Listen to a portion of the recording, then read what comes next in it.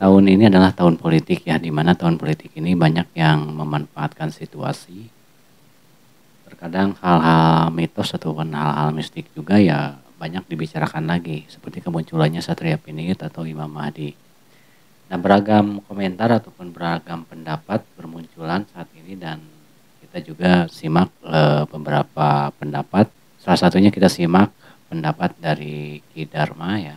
Begini ya Mas Ade, kalau bahwa saya di Indonesia mungkin saya ini dikatakan orang adalah itu, tapi lebih baik saya vulgar. sesuatu yang sangat pendapat unik saya. sekali ya. Sebagian kalau saya mengatakan ada petunjuk, mungkin kan menurutnya saya bukan ahli petunjuk karena saya ngelakuin itu secara hakikat gitu.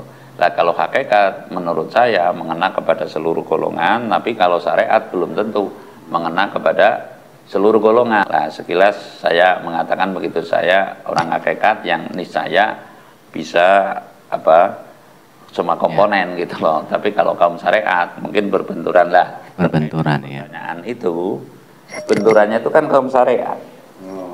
Sekarang mengenai Imam Mahdi ini ada yang memanfaatkan cerita untuk memperkaya diri ada.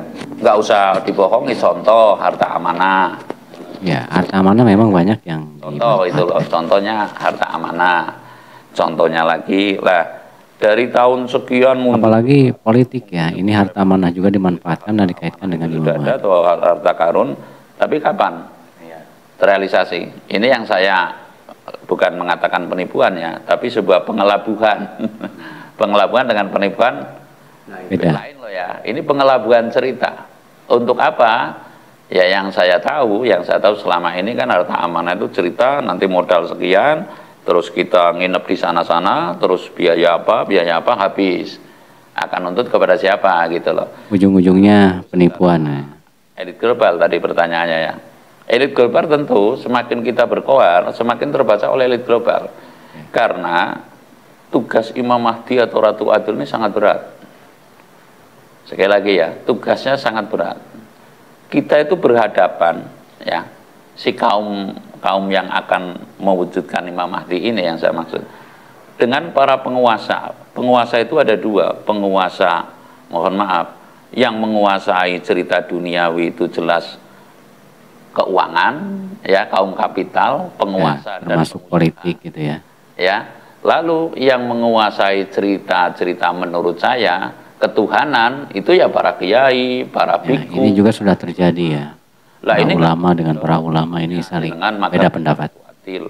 Nggak akan ada berhadapan atau digempur, itu nggak mungkin. Kelompok yang menguasai keuangan jelas Amerika. Apapun alasannya, keuangan sedunia diatur oleh Amerika. Ya kan? Nah, lalu penguasa ahli kitab yang menguasai cerita ketuhanan, jadi penguasa saja ini ada dua, penguasa uang dan penguasa ketuhanan. Hindu muncul ketuhanan yang paling baik, Islam muncul ketuhanan yang paling baik, lalu rasa yang terbaik semua muncul ketuhanan yang paling baik dengan konsepnya masing-masing.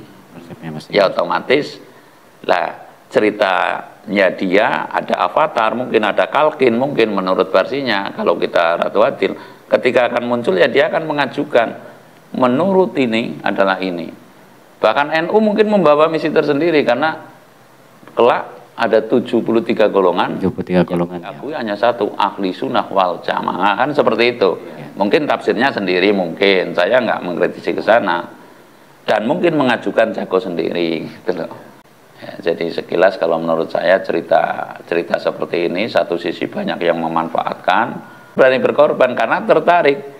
Sebab situasi politik di Nusantara ini memang dimanfaatkan oleh orang umat loh. Satu ya. Bukan agama. Imam Mahdi ini, Ratu Adil ini mengakui seluruh umat.